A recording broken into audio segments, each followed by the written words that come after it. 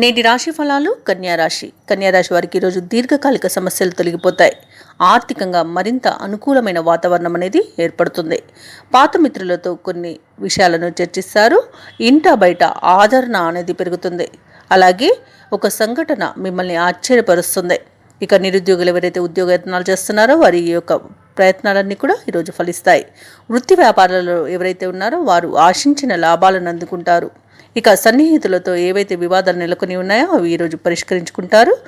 ఇలాగే మీ గృహమున సంతాన విషయమై ప్రస్తావన వస్తుంది. అలాగే కన్యారాశి వారు ఈరోజు కార్యక్రమాలన్నీ కూడా సకాలంలో పూర్తి చేసి ఉత్సాహంగా గడుపుతారు. ఆత్మీయులతో ఆనందాన్ని పంచుకుంటారు. అలాగే మీరు చేసే పనులలో కుటుంబ సభ్యుల యొక్క చేయూత లభిస్తుంది.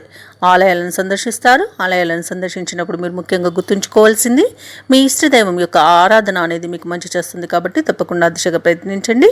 ఇక ఈరోజు భూములను మరియు వాహనాలను సమకూర్చుకుంటారు. వ్యాపార వాణిజ్యవేత్తలు ఎవరైతే ఉన్నారో వారికి వ్యాపారాలలో లాభాలు లభిస్తాయి. దాంతో సంతోషదాయకంగా ఉంటుంది. ఇక ప్రభుత్వ ఉద్యోగస్తులకు విధి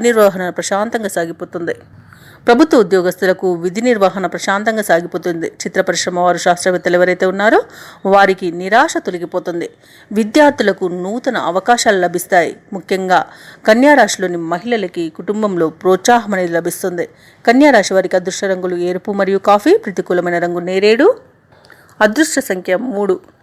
కన్యారాశి వారు ఈరోజు హనుమాన్ చాలీస పఠనం చేయడం వల్ల మంచి శుభ ఫలితాలను పొందుతారు. పనులలో వచ్చే ఆటంకాలను తొలగించుకోగలుగుతారు. ఈ వీడియో నచ్చినట్లయితే లైక్ చేయండి, షేర్ చేయండి. అలాగే సబ్స్క్రైబ్ చేయడం అసలు మర్చిపోవద్దు. అంతా శుభమే జరుగుతుంది.